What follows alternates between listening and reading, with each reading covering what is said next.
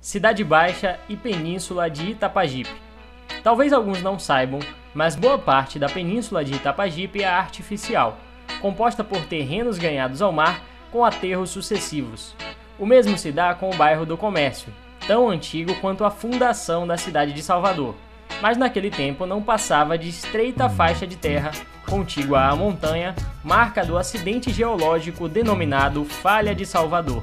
Ao contrário da maior parte do município, a Cidade Baixa, incluindo a península, se assenta sobre terreno sedimentar, o mesmo solo de Massapê que permitiu o esplendor da lavoura de cana-de-açúcar no Recôncavo. Recheado de marcos caros à cidade e atrações turísticas, como Igreja do Bonfim, Ponta de Humaitá, Mercado Modelo e Feira de São Joaquim, Cidade Baixa e Península de Itapajipe representam um conjunto urbano harmônico com muita história para contar.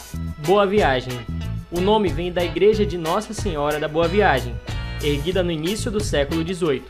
O bairro era escassamente povoado até a fundação da Companhia Empório Industrial do Norte, pelo empreendedor Luiz Tarquínio, pardo e de origem humilde, em 1891. No ano seguinte, ao lado da fábrica, também conhecida como Fábrica da Boa Viagem, inaugura-se a Grande Vila Operária de Luiz Tarquínio, com 258 unidades residenciais. Outras fábricas funcionaram no bairro no século XX, e até hoje galpões de grandes armazéns ocupam boa parte de sua área. Bonfim. Quem deu nome à igreja, construída entre 1746 e 1772, foi o capitão Teodósio de Faria, devoto do Senhor do Bonfim de Setúbal, em Portugal. Em meados do século XIX, a Colina Sagrada e arredores já tinham população permanente, além de abrigar enfermos e servir de quarentena aos chegados a Salvador de longas viagens marítimas. O bairro chegou a sediar pequenas fábricas, a primeira delas de vidro, instalada em 1815. Adensou-se no século XX por conta da forte industrialização da península de Itapajipe. Calçada. A Calçada do Bonfim tinha esse nome por ter calçamento e representava o caminho terrestre para chegar ao Bonfim, correspondendo à atual Rua Barão de Cotegipe. Já a estação ferroviária, de 1860, chamava-se Jequitaia e irá mudar para Calçada pelo crescimento da importância da Calçada do Bonfim. O bairro se tornou referência comercial no século XX, por servir de ligação à industrializada península de Itapajipe e de ponto de embarque e desembarque para passageiros e cargas que utilizavam a ferrovia. Caminho de Areia. Com muitos conjuntos habitacionais e casas, o bairro é o nome da principal via de ligação entre o Largo de Roma e a Ribeira, antigo trilho de bonde, instalado sobre a areia utilizada para nivelá-lo, daí o nome da avenida, Caminho de Areia. A ocupação massiva começa em 1902, com a construção de uma vila para operários da fábrica Paraguaçu, na rua Carneiro da Rocha, intensificando-se com a chegada de novas indústrias dali até a década de 1940. Comércio. No início da colonização, em meados do século XVI, o mar só deixava espaço para uma única rua na Cidade Baixa. Com o tempo, foram surgindo os aterros, o último de grande monta em 1912. Também foi aos poucos que o nome comércio foi pegando entre os soteropolitanos, associado à concentração de estabelecimentos comerciais dos mais variados gêneros e escalas, muito em função do porto, ponto de chegada e saída para o Recôncavo, o interior e o mundo na maior parte do tempo histórico de Salvador. Mangueira. O bairro é um dos muitos que foram conquistados ao mar, com casas sobre palafitas avançadas uma a uma, contra toda a pressão contrária, a partir da década de 1940. Os alagados, dos quais Mangueira faz parte, foram destaque no mundo todo como símbolo da precariedade da ocupação urbana no Brasil. Na década de 1980, finalmente toda a área atual terminou de ser aterrada e os lotes foram demarcados. O nome do bairro é referência a uma mangueira, Mangifera indica, originária do Sudeste Asiático, que existia na parte originalmente seca do bairro, de onde partiu a conquista heróica do território. Mares. A paróquia data de 1871, tempo em que poucas casas havia em volta, as matas e manguezais predominavam. Com a industrialização de Itapajipe, iniciada justamente por volta daquela data, o bairro cresceu, porém em área espremida.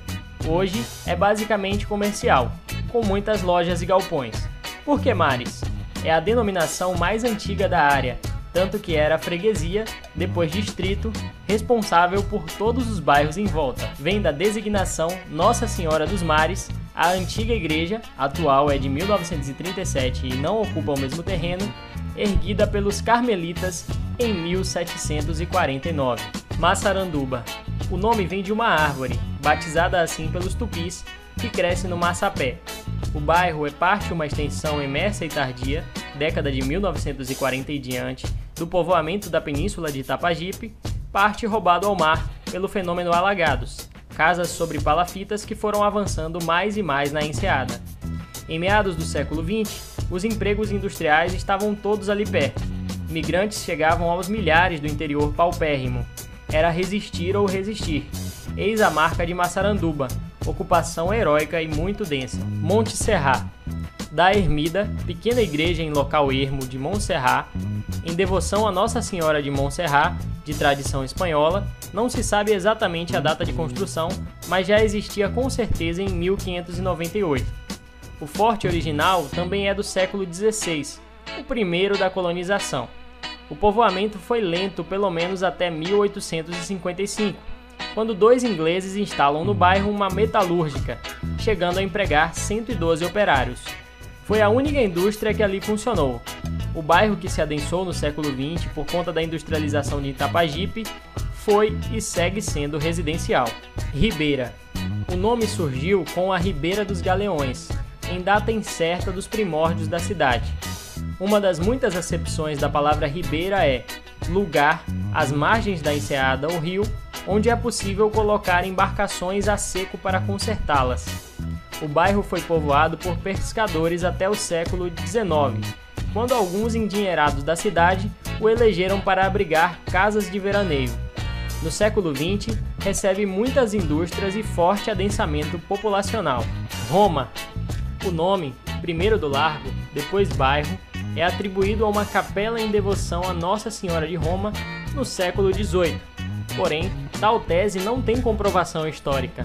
O bairro é marcado pela vida e obra de Maria Rita de Souza Brito Lopes Pontes, Santa Dulce dos Pobres, que em 1949 abrigou, ao lado do convento Santo Antônio, 70 doentes pobres. Anjo Bom da Bahia, Irmã Dulce, já em 1935, era chamada pela imprensa Anjo dos Alagados, por seu apoio incansável aos necessitados, especialmente aos das palafitas itapajipanas.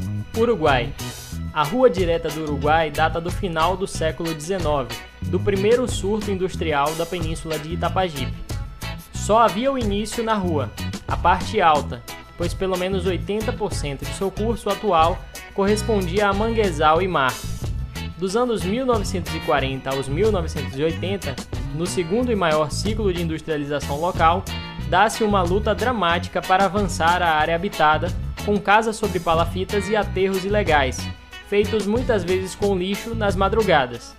A maior parte do bairro é aterro, providenciado por quem precisava desesperadamente de um lugar para morar.